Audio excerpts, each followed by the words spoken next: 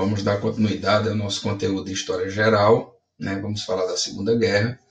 Conforme prometido, eu não vou falar do tema específico, porque isso nós vamos fazer na aula de terça-feira, né? A gente vai fazer exatamente o processo de avanço das tropas alemãs entre os anos de 1939 até 1942, entender como é que funcionou a Blitzkrieg, fazer uma análise dos mapas, né, das estratégias alemãs, uma coisa bem interessante realmente da Segunda Grande Guerra Mundial, né? E hoje nós vamos nos dedicar a um tema paralelo da Segunda Guerra, que é específico, né, durante a guerra, mas que precisa ser evidenciado, precisa ser mostrado, precisa ser lembrado sempre pelo poder nefasto que ele teve, pela forma traumática como aconteceu, né, a maneira como a gente não pode nunca esquecer desses fatos, que foi exatamente o Holocausto, né? O Holocausto não só de judeus, mas de vários povos, né, que foram considerados pela política arianista nazista como povos inferiores. A gente vai entender um pouquinho de como foi que aconteceu todo esse processo, né, de como eles foram classificados, de como eles foram mortos. É uma página triste da história humana do século XX, que os alemães, graças a Deus, nos dias atuais, hoje fazem de tudo para lembrar, não é para esquecer, é para lembrar, para que jamais aconteça novamente, para que nós nunca mais tenhamos um incidente dessa natureza, certo? E esse Holocausto, ele se estabelece principalmente porque o genocídio, né, como ele foi tratado pelos nazistas, né, ele ganha esse nome, né, vem de uma palavra, inclusive hebraica, né, que significa catástrofe, vem de Shoah, né, de holocausto, de catástrofe, que foi exatamente o que aconteceu não só com os judeus, mas com ciganos, com homossexuais, com testemunhas de Jeová, com deficientes físicos e mentais e com os opositores políticos do nazismo, né? Esse holocausto aconteceu na Alemanha inicialmente de forma muito silenciosa. Nós vamos ver nas leis que os alemães foram implantando ao longo do período em que governaram o Estado alemão, né? E vamos vendo exatamente os horrores, né? A forma arbitrária, a forma covarde, como eles foram afastando essas pessoas, tornando-as invisíveis e usando uma frase de Hannah Arendt, que nunca deve ser esquecida: o mal foi banalizado pelos nazistas. O mal foi estabelecido pelos nazistas, certo? E foi considerado uma coisa comum pelo povo alemão. E como é que um povo tão culto, tão rico, tão grandioso dentro de um continente em que ainda hoje são protagonistas, se deixou levar por todo esse horror? É exatamente desses que nós vamos falar para que esse evento jamais seja esquecido, né? Veja só, primeiro a gente tem uma construção, né? A gente não pode falar, segundo Hannah Arendt, de um processo de holocausto sem a gente entender como ele foi construído. E o processo de construção desse ódio, ele não começou com os nazistas, certo? Quando se formou, em 1871, o Segundo Reich, né? Ou seja, a unificação dos territórios alemães, com o Kaiser Guilherme I, imediatamente começaram a surgir manifestações e movimentos nacionalistas que diziam o seguinte: a Alemanha deve ser dos nazistas, a Alemanha deve ser dos alemães, já estou nos nazistas na história, dos alemães, certo? Portanto, aqueles que não são alemães, aqueles que não têm sentimento nacionalista, aqueles que não são da pátria, deveriam ser defenestrados. Eles eram nocivos à pátria. E os primeiros antissemitas, certo? Os primeiros nacionalistas a falar realmente de que o antissemitismo era uma doença foram dois alemães, o Hermann Auwart, rapaz, eu não sei, juro que eu não sei pronunciar esse nome, e o William Marr, certo? Esses dois cidadãos, eles começaram a propagar dentro da Alemanha esse ódio aos judeus, né? Porque os judeus, como eles não tinham pátria, né? Não tinham país e haviam se disseminado por toda a Europa, eles acabavam se juntando em grupos, né? Em comunidades dentro dos países e dentro da filosofia judaica de comércio, de prosperidade, de vencer, de lutar, de trabalhar. Eles sempre acumularam dinheiro, eles sempre acumularam negócios, sempre acreditaram que a vida ela tem que ser próspera, mas para que seja próspera tem que ter trabalho. Aproveitaram oportunidades que foram surgindo e foram ganhando e foram se capitalizando. De fato, quando Hitler assume a Alemanha, certo? Ele encontra uma Alemanha completamente dominada em seu sistema financeiro, nas suas grandes indústrias, os grandes comércios, quase tudo na mão dos judeus, né? E Hitler se aproveita, junto com o Partido Nazista, que foi fundado em 1919, Hitler se aproveita dessa onda antissemita, né, que havia sido iniciada no século XIX, e ele traz à tona esse elemento, né, coloca dentro da plataforma política do Partido Nazista. Inclusive, a gente já falou sobre a ascensão do nazismo e de como Hitler, né, em 1923, tentou, de forma fracassada, dar um golpe, fazendo ali estabelecer, né, através do Putsch de Munique, o golpe da cervejaria. Acabou preso e acabou escrevendo, né, um livro polêmico, contraditório e ridículo, né, chamado Minha Luta, né, o Mein Kampf, né, onde ele estabelece, entre outras diretrizes, a questão do ódio racial. Né. À medida que esse programa, né, do Partido Nazista ele vai se consolidando e que a Alemanha passa por todos aqueles problemas econômicos acontecidos pós a crise de 1929, vocês sabem que os alemães chegaram ao poder, né, chegaram pelo voto dos alemães, não com a imensa maioria, mas chegaram. Né? Hitler se torna primeiro-ministro da Alemanha em 1932, né, com apoio da burguesia, preocupada com o avanço das ideias socialistas, e em 1933 ele acumula poderes, né, com a morte do presidente Hindenburgo, e ao invés de marcar uma nova eleição para deixar o poder, né, num bipartidarismo, né, num modelo de duplo governo, ele unifica os poderes, se torna Führer da Alemanha, e como Führer da Alemanha, ele restaura o que ele vai chamar de Terceiro Reich. E é exatamente esse Terceiro Reich, né, que vai implantar todo esse ódio antissemita, e lembrando, não só de judeus, a gente vai ver já já isso, certo? Mas também de outros povos considerados inferiores e que deveriam ser defenestrados da Alemanha. Beleza? Então a gente vai fazer essa trajetória exatamente para entender como esse processo se consolidou. Aqui você tem exatamente um cartaz do século XIX, e veja que cartaz tendencioso, né? Quando mostra os trustes, né, os bancos e os monopólios comerciais, e eles pintam esses trustes, esses monopólios como gordos judeus, né, fartos de tanto dinheiro, enquanto o povo alemão suplica, né, por emprego, suplica por migalhas dentro das riquezas desses judeus. Então essa propaganda já era tendenciosa, certo? Já no século XIX. Então é uma reedição, né, lá dos tempos áureos da Alemanha, quando os nobres, ó, que está aqui desse lado, né, exploravam durante o período feudal os camponeses. Então os caras vão começando a montar o ideário propagandístico, né, para mostrar agora os judeus, né, como esses vilões desse processo econômico alemão. A punhalada, todo mundo sabe disso, né, o antissemitismo alemão ele ganha muita força, principalmente quando Hitler, além de divulgar que os alemães não deveriam se misturar com nenhuma raça, para formar uma raça ariana, né, os judeus vão ser considerados como os grandes traidores da pátria.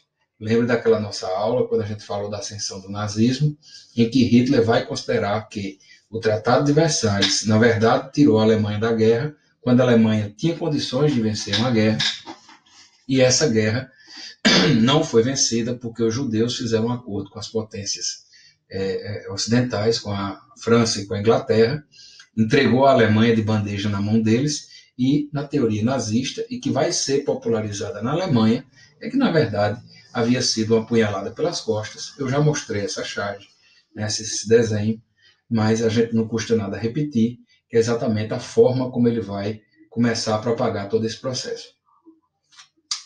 O soldado alemão aí sendo apunhalado, né, pela estrela de Davi na mão de um industrial, um banqueiro, um homem poderoso da política judaica que dominava a Alemanha antes da chegada dos nazistas. os nazistas, quando chegam ao poder, né, o seu discurso racial começa a se intensificar, né, a política de transformar os judeus, né, nos grandes culpados de todo o processo começa a se propagar dentro das escolas, desde o ensino infantil até o ensino superior. Certo? Toda a estrutura de educação será remodelada para mostrar exatamente essa culpabilidade dos judeus e de que uma nação alemã forte ela só seria possível graças ao engajamento do seu povo em expulsar e eliminar, certo? Esse mal da Alemanha, e aí as perseguições vão acontecer e o povo vai respaldar, principalmente porque Hitler formará uma legião gigantesca de jovens, né, dentro das escolas, que nós vamos chamar de juventude hitlerista, que vão aderir a esse processo de forma extremamente engajada. As leis que vão surgir punindo os judeus antes dos horrores dos campos de concentração e extermínio que a gente vai ver, aconteceram exatamente no dia 7 de abril de 1933. A lei está aí em alemão, bem facinho de ser pronunciada, que eu nem vou tentar, né? Mas exatamente vai vir como Lei para a Restauração do Serviço Público Profissional.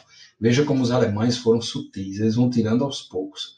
Né? A lei vai proibir todos os judeus de atuarem em cargos públicos, ou seja, eles não podem mais ocupar nenhum cargo de governo. Posteriormente, outras leis serão publicadas, uma atrás da outra, entre elas proibindo eles de determinados ofícios, de não mais exercerem a medicina, não mais exercerem a advocacia, não mais se tornarem engenheiros, ou seja, ele foi sufocando. Até que vem, em 1935, as famosas leis de Nuremberg. Essas são uma tragédia ao povo judeu, porque vai garantir o seguinte, em cima de 3 pilares. É preciso garantir cidadania alemã aos alemães. É preciso a bandeira da Alemanha ser reverenciada. E como a Alemanha era uma nação apodrecida, essa bandeira, que é aquela conhecida da Alemanha, será substituída agora por uma bandeira nazista, né, com aquela suástica que todo mundo conhece. E a outra, era preciso eliminar a chamada miscigenação. Né? E aí vem, com leis cada vez mais severas, a lei de proteção do sangue e da honra alemã, que vai proibir os casamentos entre alemães e judeus, e depois a lei da cidadania do Reich, que vai impedir que judeus se tornem cidadãos alemães. Eles tiveram aí, até 1936, a oportunidade de deixar a Alemanha. Porque como não eram cidadãos, eles podiam sair livremente. Quem teve chance e quem se ligou no que os alemães estavam devagarzinho fazendo, acabou saindo do país. Quem ficou vai pagar um preço altíssimo, não só de sua vida, mas de todos os seus descendentes. Então essas leis raciais, elas começam a surgir, né, de forma progressiva, lenta, e o povo alemão começa a banalizar, começa a acreditar que tudo isso é normal. Depois vai vir, dentro dos eventos, né, elas se iniciam exatamente em 1935, eu não sei, eu acabei errando aqui a data, peço perdão, certo? Mas faremos depois a correção na aula ao vivo, né? Quando os alemães incitaram, né, o governo nazista incitou, né, a chamada Noite dos Cristais. Essa Noite dos Cristais nada mais foi do que um ataque sorrateiro, né, de civis e de militares, principalmente da SA, que era uma tropa que Hitler tinha de paramilitar, né, não era um exército oficial, que simplesmente atacou certas lojas, o comércio, os bancos e os estabelecimentos judeus comerciais e também as casas, né, de forma violenta, covarde, incendiando, quebrando, saqueando essas lojas. Né? E você tem, nessa noite, um desastre absoluto. Foram mais de 7.000 lojas, né, degradadas, entre bancos, tudo, e outros tantas que eles simplesmente colocaram fogo. Aqui você tem uma imagem de época, né, de uma loja com toda a sua vidraça quebrada e também com os objetos que foram roubados dessas lojas. E nessa outra aqui, você não teve o vidro quebrado, mas tem aqui claramente, né, uma publicação racial de que essa loja era de um judeu, com a estrela de Davi pintada, e os dizeres avisando exatamente que os alemães não deveriam comprar nada vindo dos judeus. Então essa covardia ela vai se estabelecendo, né? Os judeus vão sendo, ao longo do processo em que os alemães começam a Segunda Guerra Mundial, a serem transferidos tanto dentro da Alemanha como nos países que a Alemanha vai ocupar, em especial a Polônia, vão ser transferidos para guetos, locais repugnantes, né, onde eles vão murar esses guetos, separando bairros inteiros dos alemães desses bairros confinados. Para você ter ideia, eles chegaram a confinar em Varsóvia, no gueto de Varsóvia, que é o mais conhecido, eles chegaram a colocar 100 mil judeus para viver num ambiente onde morariam com dificuldade 10 mil deles, certo? Então, assim, além dos guetos, né, que vão ser transferidos, para onde vão ser transferidos os judeus, e todos os seus bens serão confiscados, depois os alemães vão começar, aos poucos, a construir campos de concentração, são os primeiros dentro desse projeto terrível, e depois campos de extermínio. Aqui você tem uma representação do que é o gueto de Varsóvia, todo murado, cercado, né, onde os judeus tinham pouco acesso ao restante da cidade, né, viviam de forma absurdamente aglomerada, com fome, as pessoas morriam de fome, caindo pelas ruas, né, e a coisa foi realmente um verdadeiro desastre, né, e quando esse gueto começou a ficar insustentável, os alemães começaram a ver que poderiam essas pessoas se rebelarem contra, eles começaram paulatinamente a transferir essas pessoas para campos de concentração e posteriormente para campos de extermínio. Aqui você tem a remoção de judeus, né, saindo do gueto para serem levados para aqueles trens que em seguida levavam para os campos, né, campos da morte, né, e aqui você tem uma representação de que não só os judeus eram classificados, mas também os ciganos, certo? Os negros, que eles chamam de antissociais, os homossexuais e pessoas com desvio de conduta sexual, certo? As testemunhas de Jeová, estrangeiros, né, ou imigrantes de povos considerados pelos alemães como indignos, criminosos, né, e inimigos políticos. Então havia toda uma classificação por cores, né, para que fossem identificados, né, essas pessoas que eram consideradas indesejadas pelo Reich. E aí, quando os judeus começam realmente a serem transferidos em grande quantidade, cada vez maior, né, para dentro desses campos de concentração, os alemães decidem, principalmente na Polônia, a usar a chamada solução final. Ou seja, os judeus deveriam ser sistematicamente mortos, de forma a fazer uma limpeza étnica, para que eles sumissem do mapa, de forma que depois eles se livravam dos corpos, incinerando os cadáveres em fornos crematórios gigantescos, né, para que ninguém soubesse do que estava realmente acontecendo, né, e o que você tem é uma verdadeira tragédia. Quando a gente for falar mais sobre a Segunda Guerra Mundial, eu volto a tocar no assunto sobre os campos de concentração, porque é um assunto realmente que a gente não pode esquecer nunca, né? Os principais campos de extermínio, ou seja, aqueles que os judeus eram classificados para exatamente morrerem nesses campos, né, estão aqui: Belzec, Sobibor, o mais famoso dele, né, que é Auschwitz-Birkenau, né, essas formas de morte elas eram por asfixia ou por inalação de monóxido de carbono, ou depois em câmaras de gás, né, utilizando armas químicas para matar esses judeus, para depois se livrarem dos corpos queimando, num processo industrial que eu também vou explicar durante o processo da guerra. A gente está só fazendo uma leitura por cima realmente dessa questão judaica, né, de como os judeus foram mortos. Aqui é uma entrada clássica, né, do campo de Auschwitz, que ainda está preservado como um museu, e essa frase enigmática, né, Albert Marsh Frey, né, o trabalho liberta, né, uma forma jocosa de falar, né, de quem vai para morrer, primeiro de trabalhar e depois para ser executado de forma criminosa. E aqui você tem, né, o resultado dessa chacina, né, os campos que mais mataram. Auschwitz, de longe, o que mais executou, mais de 1 milhão de judeus: Treblinka, Belzec, Sobibor, né, Chelmo e Majdanek, né, todos eles executaram judeus que não morreram só nesses campos, morreram dentro dos guetos, morreram assassinados na rua, morreram fuzilados, né? E a gente tem um número absurdo quando se termina essa guerra, aproximado, porque a gente nunca terá um número preciso disso tudo, em torno de 6 a 7 milhões de judeus mortos. Que esse desastre nunca seja esquecido. E quando a gente for falar da Segunda Guerra Mundial, eu volto com fotos, que são fotos meio pesadas, mas a gente precisa mostrar de como os alemães atuavam nesse projeto de solução final. Tá bom? Um abraço bem grande e até a próxima aula.